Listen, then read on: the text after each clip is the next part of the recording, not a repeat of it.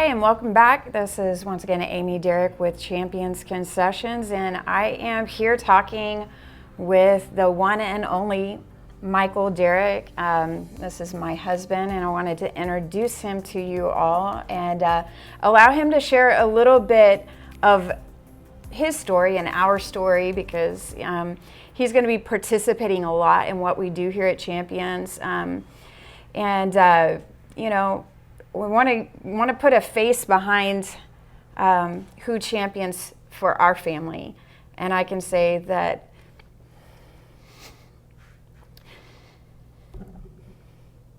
all right, honey, we're just gonna let you talk because I can't. It is kind of a tearjerker. So we have really kind of been through it. We actually met back in 2000. We're dating and got engaged, and things kind of went their own route. And life happened, and we finally got back together in 2009. It only took us 9 years to realize that we knew what God's will was, and we had to accept it. And so we got married in 2009, and God blessed us with the most amazing little girl. We hadn't even been married a year, and we've got this baby, little preemie, and we're sitting there like, wow, what do we do with a baby this small?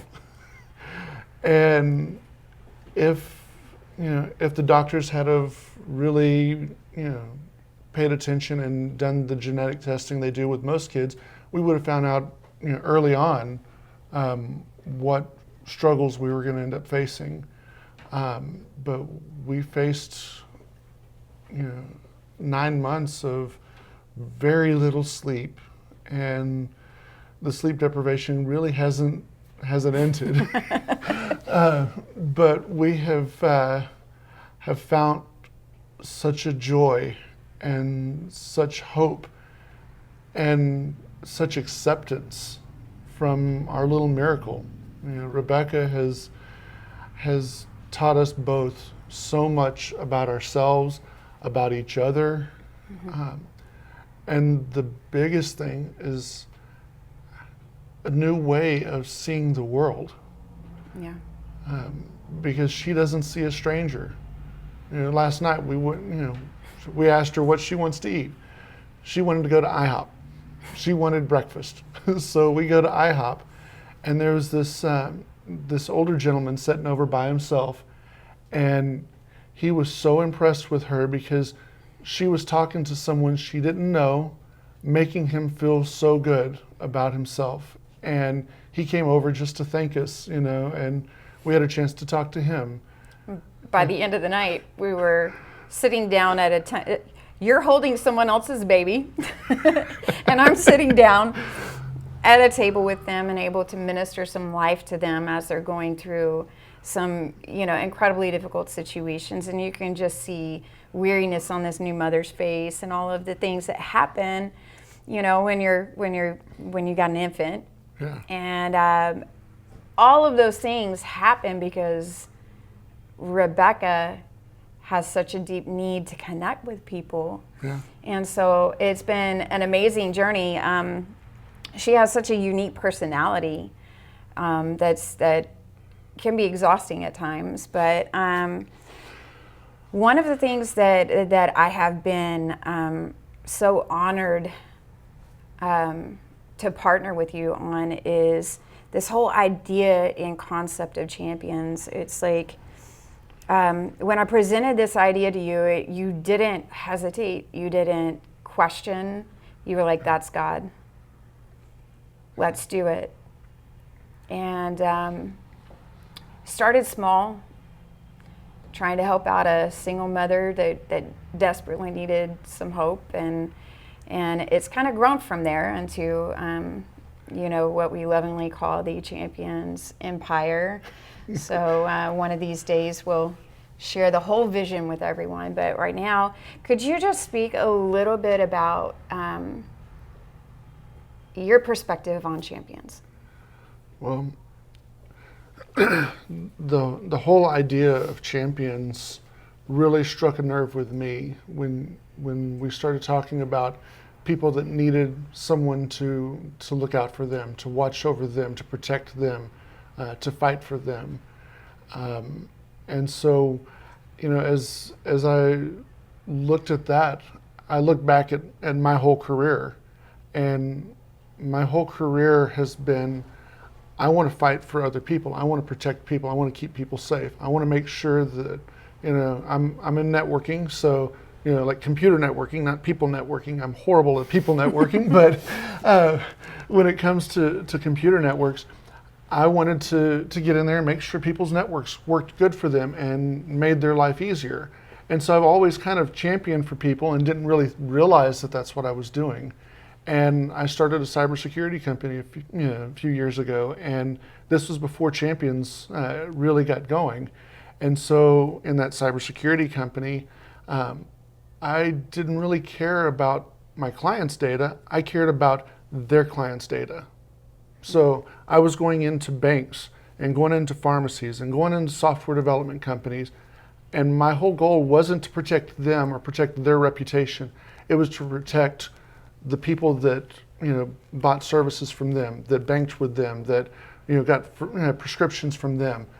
I wanted to protect the end user, the customer, the people that are watching this video. I wanted to protect your data, so I created a software or a cybersecurity company to do that.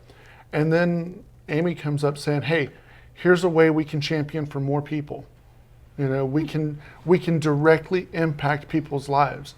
And I'm sitting back like, I never get to see the people I get to champion for. I never see their faces. I never see them. I just see the middleman between us, and that's my client. And I love working with my clients. They're great people. But I never get to see the people that I'm actually protecting. And it's like this, I get to champion for people and actually see their faces. And I'm like, yeah, let's do it. Mm-hmm. Let's champion for this one single mom and help her out. And then she ends up getting a job and it's going on, and we still have this, and we're like, well, we're going to keep champion. Let's champion for Becca.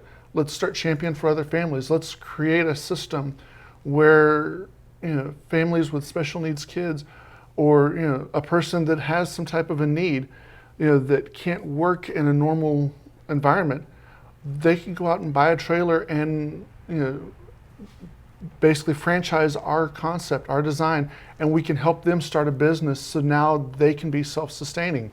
I love that. I love empowering people to be more than they thought they could be. And to me, that's what Champions is all about. Yeah. It's about empowering people to become more than they thought they could be. And you truly have empowered me in this whole process of starting Champions. And I mean, it's a money pit. Okay, folks, anybody who goes out and tries to start a restaurant, tries to start a new venue, you need to have people in your corner, and I'm so blessed to have him in my corner. And we've personally invested thousands of dollars in getting this organization started, but that doesn't count the hours on hours. I mean, he ran my electricity. He's doing plumbing today. So he wears so many hats in this organization, but it's the uniqueness of how God created his brain that allows him to see my specific needs and kind of put together systems that don't come naturally to me.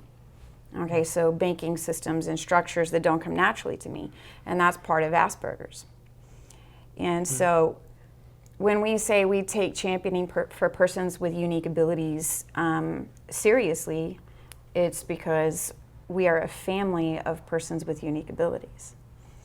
And so, the reason why 9 years prior, back in 2000, we didn't get married was simply because had a failure to communicate and connect because of how differently our brains work.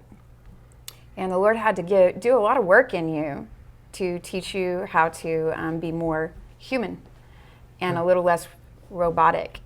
And it's been an amazing transformation to have a front row seat to see him birth compassion in you in a way that defied your need for logic when Rebecca was born.